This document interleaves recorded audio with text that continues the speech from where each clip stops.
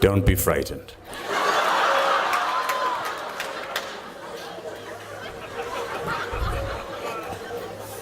When a Bennington student, 10 minutes before you come up to the podium, hands you a mace,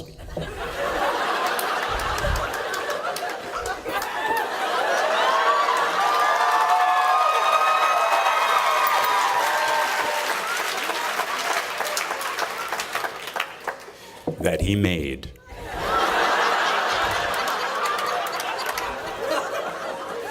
if you don't bring it to the podium with you, you'll never be Bennington.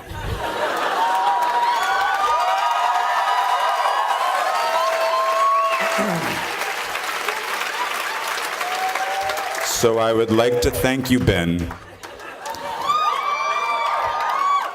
for helping me put the fear of God in the audience tonight. But I have to put it down because I'm an actor and I'm really weak. That was heavy. It wasn't like a prop. That shit was real.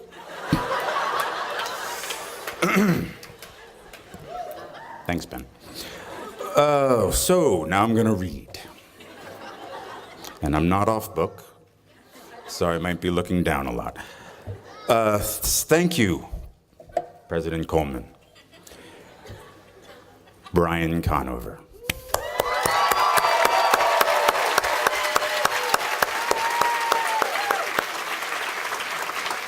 Faculty, students, family, alumni, some of whom are dear friends of mine, who've traveled all the way from the big city to see me hopefully not humiliate myself tonight. And especially thanks to you, the graduating class of 2012.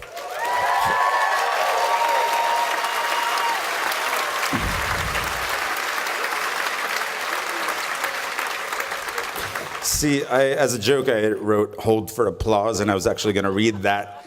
So you kind of killed my joke. Let's do that again. 2012, hold for applause.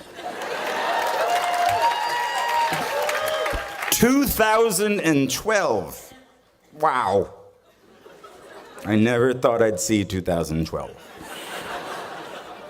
I thought perhaps the Mayan calendar would prove correct. And the end of the world would have been the greatest excuse to get me out of this terrifying task of delivering the commencement speech. But wait, according to the Mayan calendar here, when does the world end? December 2012. Damn. Okay, maybe I shouldn't talk to the graduates eager to start their new lives about the end of the world. Okay. Really? Really? Of all the novelists, teachers, playwrights, poets, groundbreaking visual artists, and pioneers of science, you got the TV actor.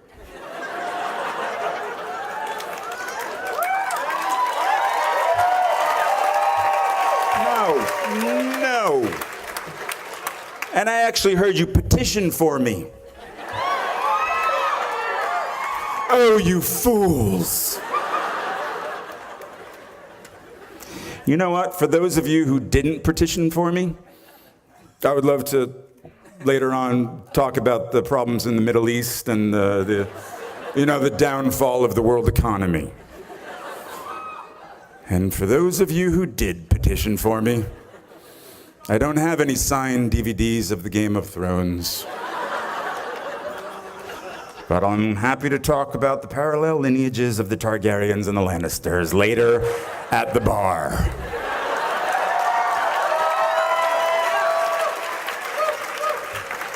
You see, it took all of my strength, and of course a little extra push from my wife, Erica, for me to agree to do this. Because I don't do this. In my profession, I am told by people who know what they're doing, where to stand, how to look, and most importantly, what to say. But you've got me.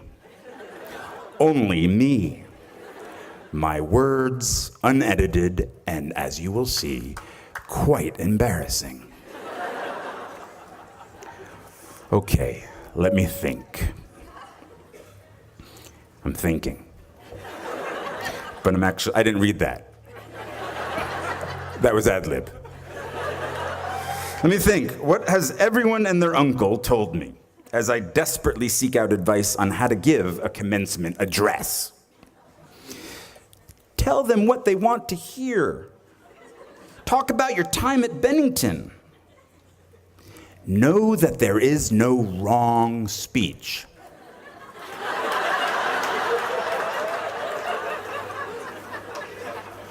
I like that one. Just keep it brief. That was my father-in-law.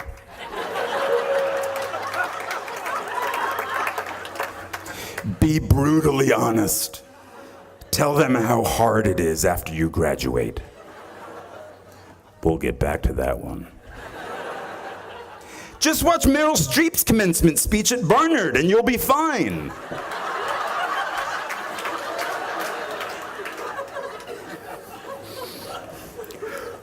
What did Beckett say? I can't go on. I'll go on. So even if I don't burn in your hearts and minds long after this speech is over, even if I don't inspire you to reach for the stars and beyond, even if I am erased from your memory after one glass of wine tonight, where am I going with this? I can't go on. I'll go on. You know, I won't speak of my time here like some old fisherman. You have already had your time here. You have your own story to tell. But I have to say, for me, it did start here, in Vermont, on a very rainy night. It was 1987, and I was a prospective student. The rain was coming down so hard, it was impossible to see that I was meeting the person who would later become my greatest friend and collaborator. A freshman who would, 17 years later, introduce me to the woman that became my wife. I'll call him Sherm, because I do.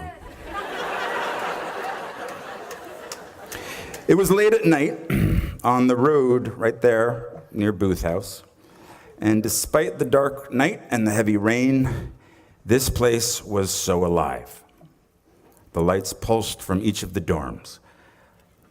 Now, I was a kid from New Jersey who went to an all-boys Catholic high school. I was 4 foot something. I mumbled when I spoke. I wore a sort of woman's black velvet cape.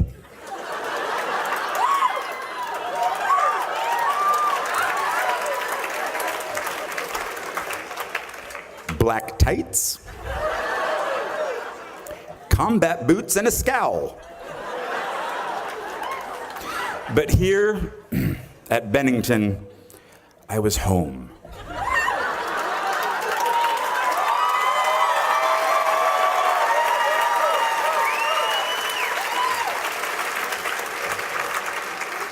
And I have to say, it doesn't get better. Yeah. Just, let me clarify. There are not shinier, more important people out there. Your fellow students, your friends, sitting around you are as good as it gets. 22 years after my own graduation, I have worked with my rainy night friend and fellow graduate, Sherm, on countless productions he has written, in all stages of development from living rooms to off-Broadway. Brooks, Ian, Justin, Brett, John, Matthew, Jim, Sean, Hyla, Nikki, and the Bee are all classmates I shared my time with here and still work with, and am lucky to call my friends. We are very spoiled here. People always say to me, for such a small school, it seems like there are so many of you.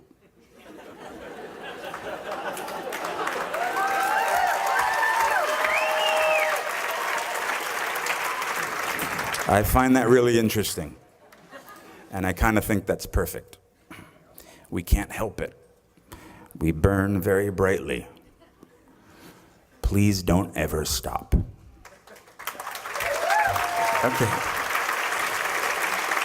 Graduates, now when I sat where you are, sitting right now, I had so many dreams of where I wanted to go, who I wanted to be, and what I wanted to do. Theater companies I wanted to start with classmates, movies I wanted to be in, directors I wanted to work with, stories I needed to tell.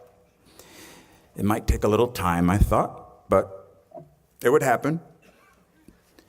When I sat there, 22 years ago, what I didn't want to think about is where I would be tomorrow. What I would have to start to do tomorrow. And I graduated in 1991, a great year, a time of resurgence for independent films in this country, a time of relatively affordable rents in New York City. See, I assumed that I could make a living writing my plays. Acting way off Broadway. And hopefully, one day, join the actors I loved and respected in those independent films. TV? Oh, what? No. What, are you kidding me? No, didn't even consider that. I had much more class than that. Much more self-respect than that. Like soap operas and shit. What I didn't have was cash, a bank account, a credit card, or an apartment. I just had debt.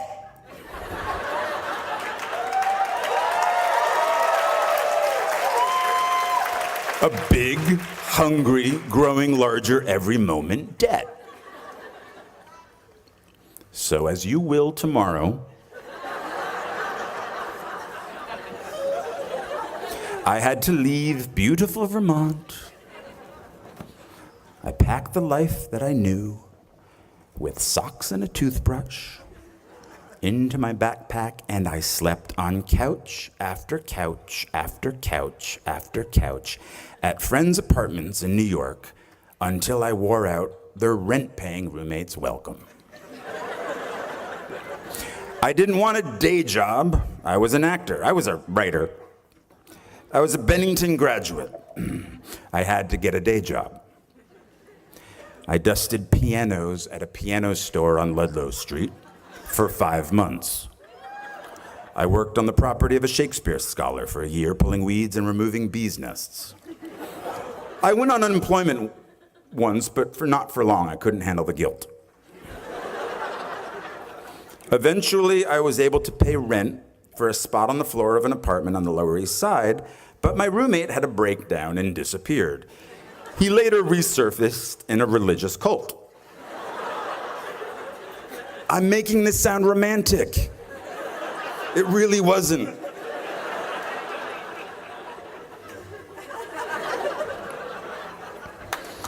I helped hang paintings at galleries, paintings that inspire you to think, I could do that.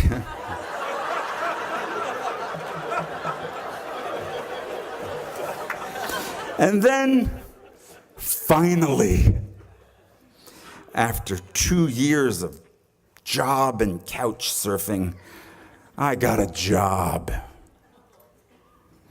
in application processing as a data enterer at a place called Professional Examination Services. And I stayed for 6 years. 6 years. Longer than my time at Bennington. From the age of 23 to 29. Well, they loved me there. I was funny. I wore black, no cape, no tights.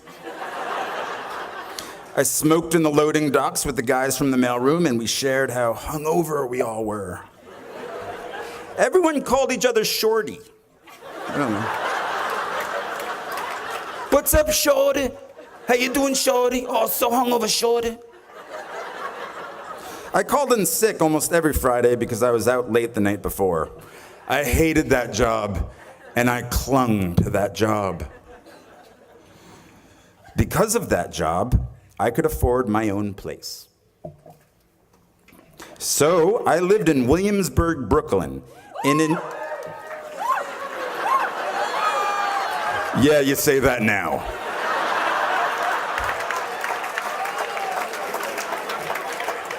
Oh, my kingdom for a time machine. Yeah, that's right. I lived in an industrial loft.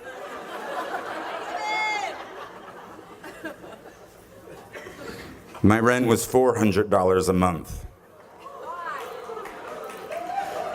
My dream of running a theater company with my friend and fellow Bennington graduate Ian Bell had died. I won't go into those details, but neither one of us had any business sense, and the theater we lived in, it had no heat or hot water. We didn't smell very good, but we had our youth. The youth gets old very quickly. You'll see.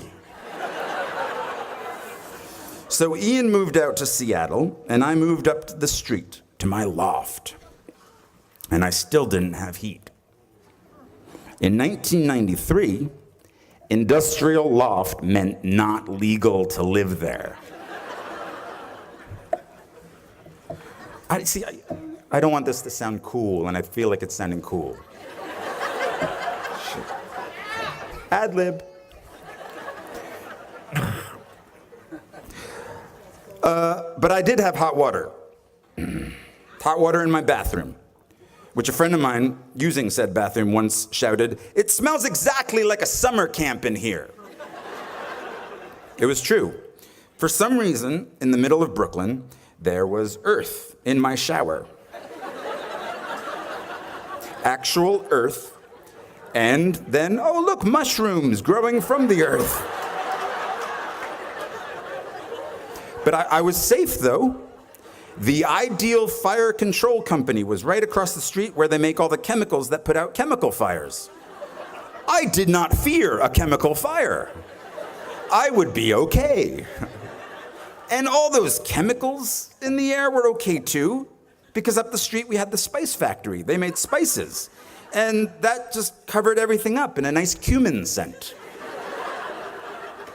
I had a rat, but that was okay because I got a cat. His name was Brian, no relation.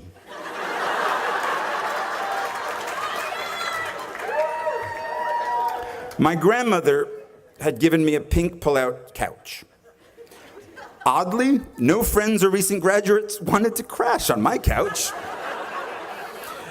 So I put the couch on its end so Brian could climb it and look out the window. I had only the one window. I myself could not look out the window. It was quite high. So I had no heat, no girlfriend. What, are you kidding me? No acting agent. But I had a cat named Brian who told me of the world outside.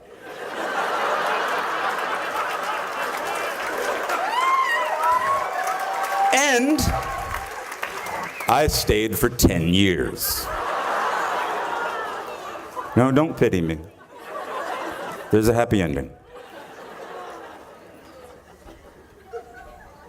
When I was 29, I told myself the next acting job I get, no matter what it pays, I will, from now on, for better or worse, be a working actor. So I quit my position at the Professional Examination Services. My friends really weren't happy about that because it was so easy to find me when I worked there. Work was the only place I had the internet. This was at the beginning of the internet. And now I didn't have either the internet or a cell phone or a job. But something good happened. I got a low-paying theater job in a play called Imperfect Love, which led to a film called 13 Moons with the same writer, which led to other roles, which led to other roles. And I've worked as an actor ever since.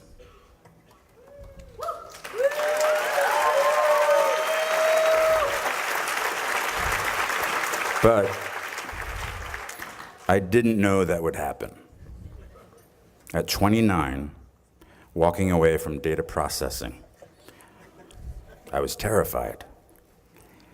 10 years in a place without heat, 6 years at a job I felt stuck in. Maybe I was afraid of change. Are you? My parents didn't have much money, but they struggled to send me to the best schools.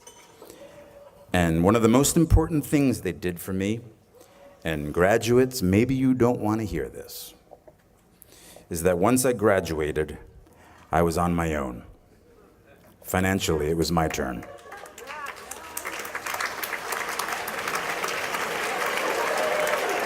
Parents are applauding, graduates are not. But this made me very hungry, literally. I couldn't be lazy. Now I'm totally lazy, but back then, I couldn't be. And so at 29, and at very long last, I was in the company of the actors and writers and directors I'd sought out that first year, that first day after school. I am by their sides. Raise the rest of your life to meet you.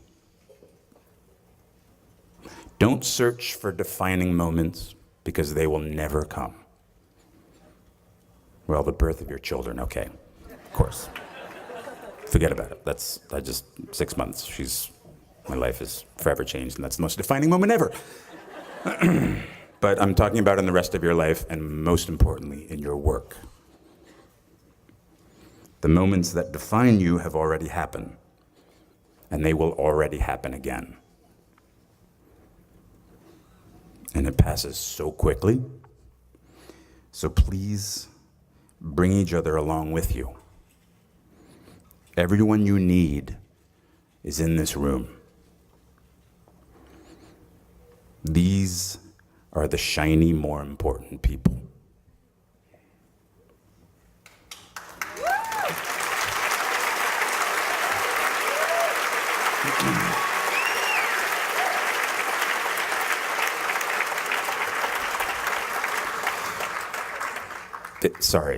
It sucks after graduation. It really does. I mean, I don't know, at least it did for me, but that's the only thing I know. You just get a bit derailed. But soon something starts to happen. Trust me. A rhythm sets in. Just like it did after your first few days here. Just try not to wait until, like me, you're 29 before you find it.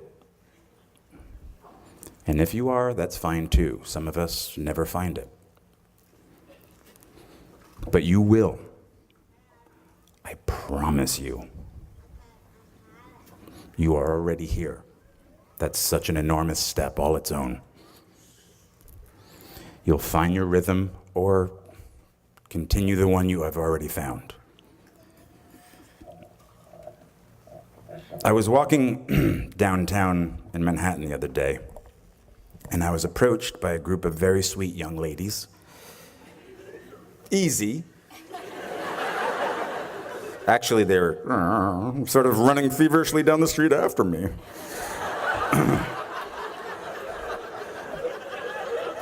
When they got to me breathless, it was really, they didn't know what to say or couldn't form the words, but it came out that they were NYU freshmen, and they were majoring in musical theater. Of course, come on. They were like science majors. They were running after me. What musicals are you doing? I inquired. Well, one of them said, looking down at her shoes, we aren't allowed to be in plays our freshman year. Now, they were paying a very high tuition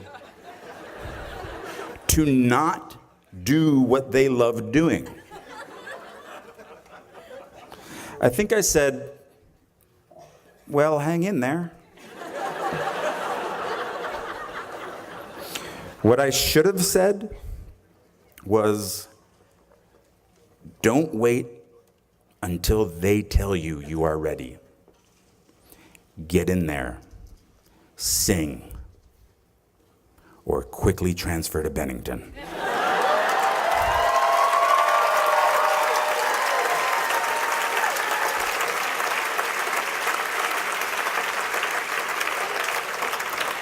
When I went to school here, if a freshman wanted to write, direct, and star in her own musical, the lights would already be hung for her.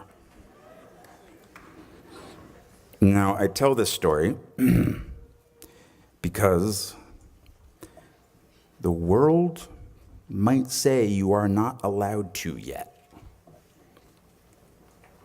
I waited a long time out in the world before I gave myself permission to fail. Please, don't even bother asking. Don't bother telling the world you are ready. Show it. Do it. What did Beckett say? Ever tried, ever failed, no matter. Try again, fail again, fail better.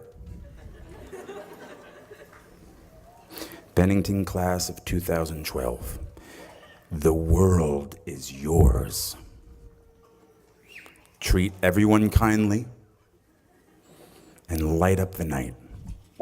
Thank you so much for having me here. What an honor. Good night.